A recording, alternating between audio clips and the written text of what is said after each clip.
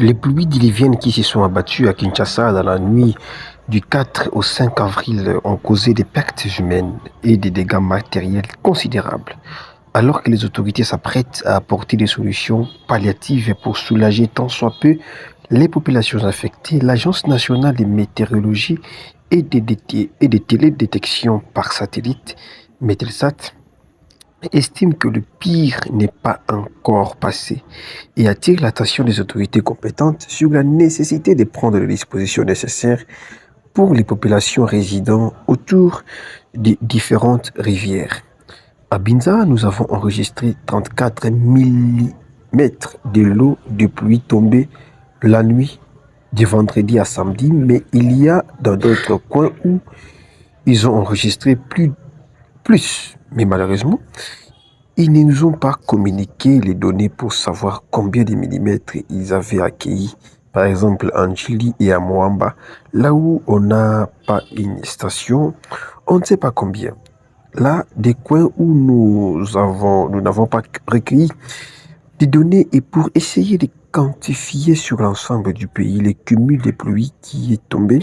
Mais dans les prochains jours, nous pouvons dire que nous sommes qu'au début de la saison et que nous commençons déjà à enregistrer les tels dégâts.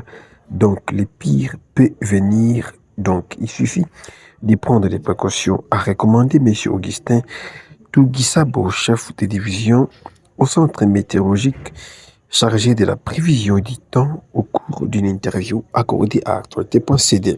Parmi les mesures préconisées, cet expert en météorologie et cadre à l'Agence nationale de météorologie et de télédétection par satellite, Metelsat, propose ce qui suit.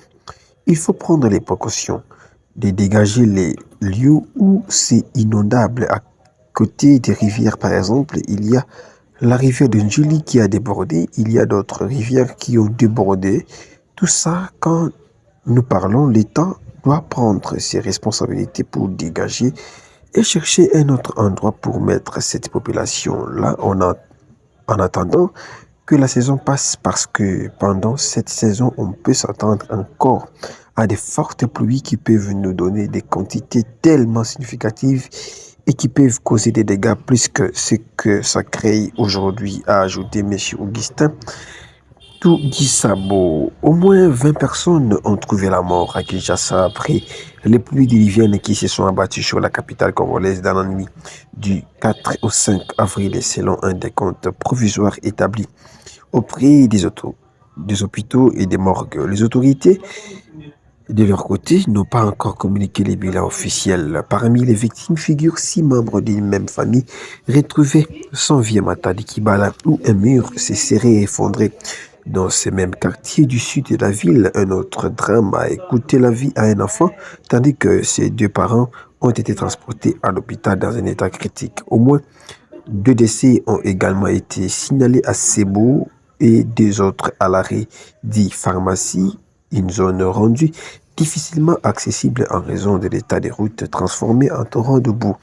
D'après plusieurs témoignages, certaines victimes ont perdu la vie dès les premières heures de la matinée vers 2 heures du matin alors que la pluie tombait sans interruption. Merci chers amis de Réveil Congo, restez connectés.